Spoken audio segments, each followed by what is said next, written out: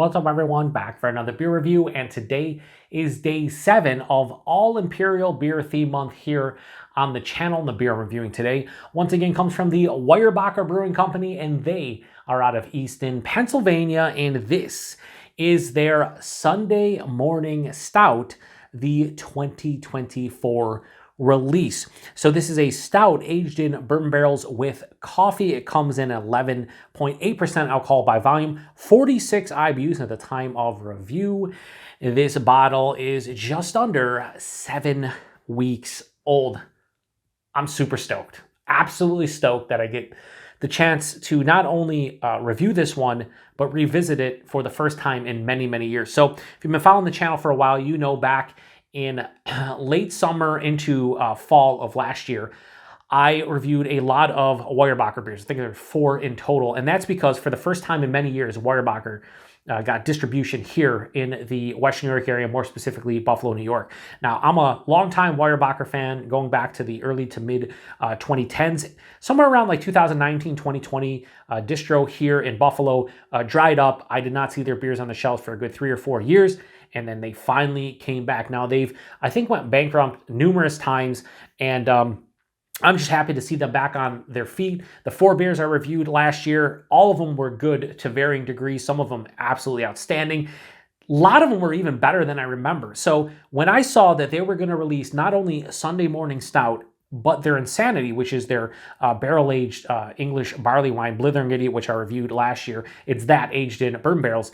They were going to release both of those for Black Friday. I was super stoked. So I actually reached out to the brewery and I was like, hey, are you guys going to get distro into New York State? Because I want to try those beers out. I haven't had them in many years.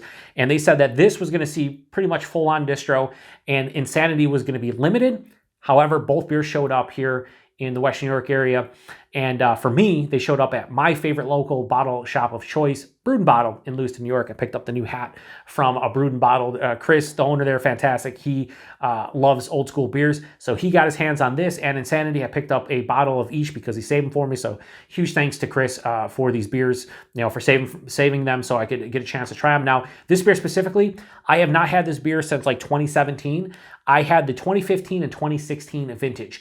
Now, back then, if you were in the northeastern part of the U.S. and you got Weyerbacher, a lot of people refer this one as the KBS killer, Founders KBS, right?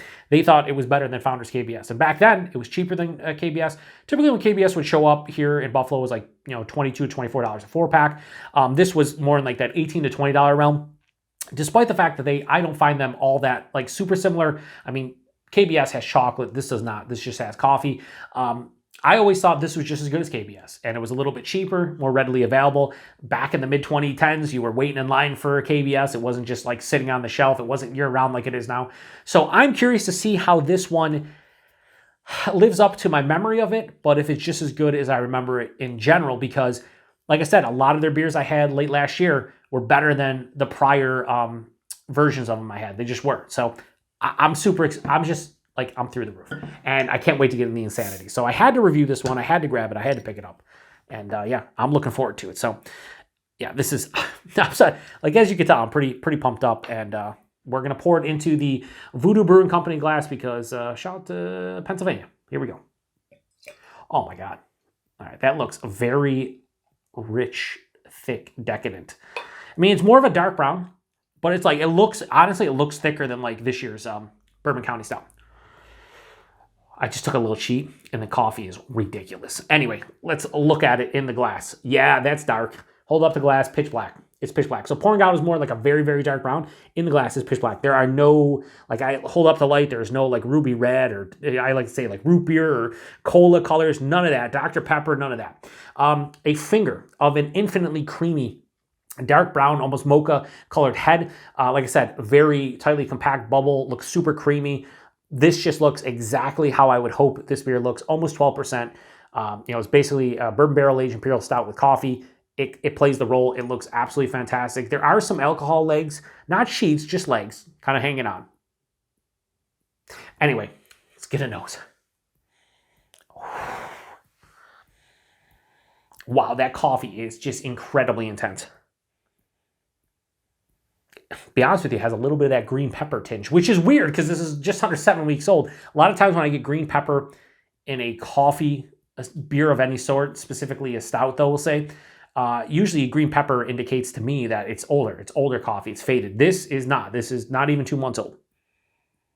But as I smell it, I think it just might be the intensity of the coffee that's kind of throwing me for a loop, like almost like an espresso kind of vibe. I know that I want to say they use like a local coffee roaster. I want to say it's like Fieldstone or something similar to that.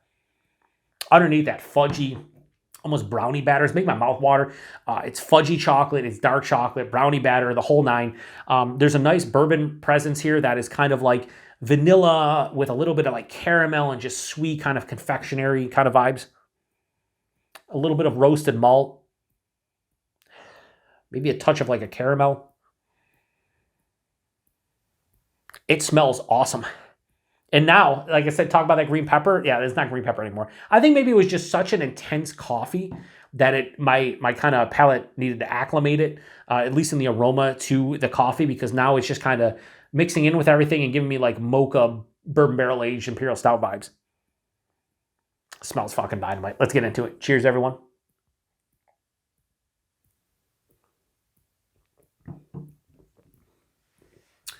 Yeah. Yep. I am shocked at how this is not boozy. Like after that first sip, I was like, all right, it's almost 12%. Where is it? It's, I don't know.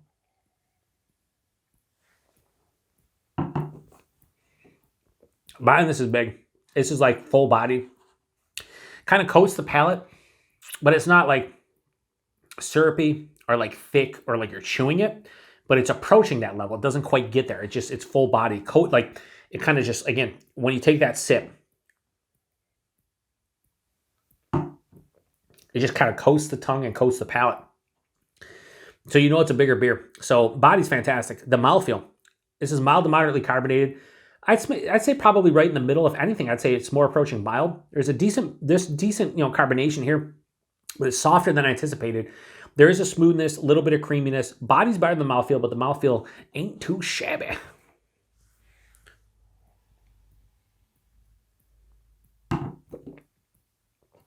To me, this is a no frills, punch you in the face, Imperial Coffee Stout in a barrel.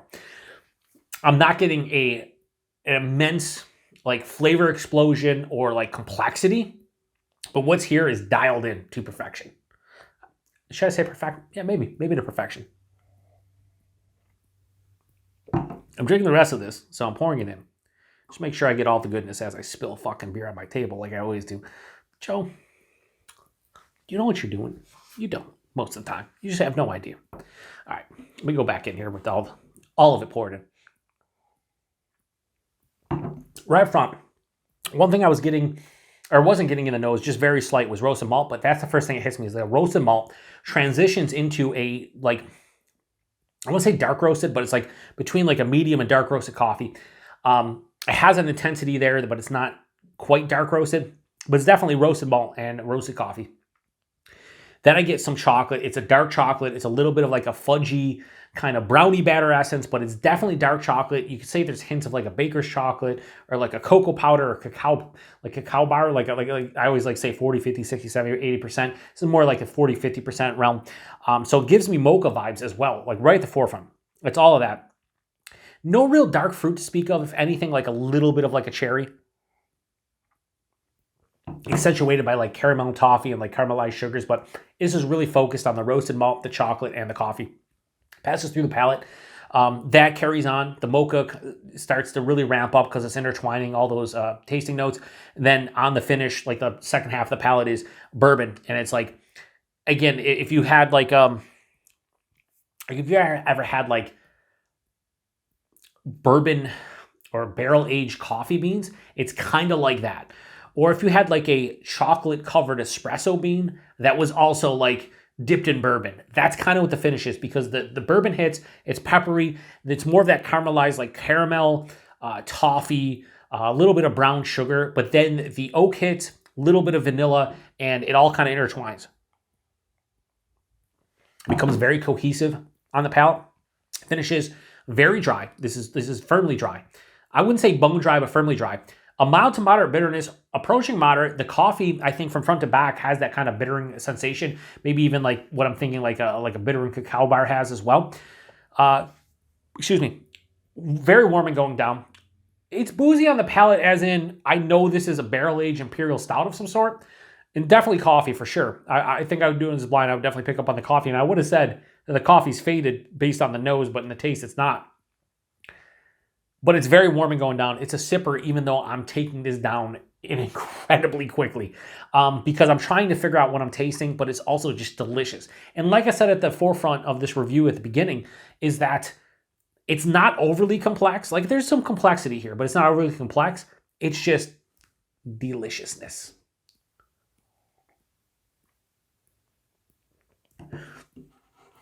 Yeah, like I said, 11.8%. It's a little bit boozy on the palate and in the chest and in the stomach, but that's kind of the expectation of something that's almost 12%. And yeah, is this the KBS killer still? I have no idea. I never pit them head to head or anything, but a lot of beer tubers that I followed back in the mid to late 2010s, they would say, "Oh yeah, Weyerbacher's the KBS killer." And then I tried it and I'm like, it's damn good. I don't know if it kills KBS, but I don't think it does. I think though, from like back then anyway, from a price point, from a standpoint of a price point and availability, if you were in the Northeast, you could say this was the KBS killer. Nowadays, with KBS being a year-round beer, and then Founders being owned by San Miguel or whoever, being more of like a almost like a macro brewery to some extent. I don't know if I would pit this against KBS specifically. Maybe that would be a fun blind beer battle to do. So if you guys would like to see me, put this against KBS, try to get both of the beers in kind of like the same age standpoint, let me know. Like I said, KBS is chocolate. It's a different ABV. It's chocolate and coffee. This is just coffee, but it would be fun maybe to do them blind to see which one I prefer. I just think this is, very, very, this is delicious. I was gonna say, oh, it's very nice. No, it's better than that.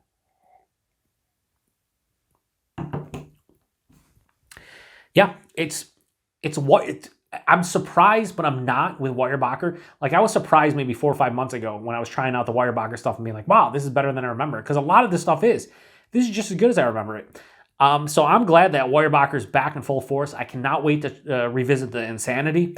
But this, if you had Sunday Morning Stout back in 2015, 16-ish, they also did a Sunday Morning Mole Stout, which was, I think, this, but with like the, like the Mexican stout, like spices and like peppers and whatnot. I think I might have one of those in my cellar, which probably it's trash at this point. Who knows? We might have to do it for Viewer's Choice Cellar Sunday later this year. Anyway, Weyerbacher's Sunday Morning Stout, the 2024 release.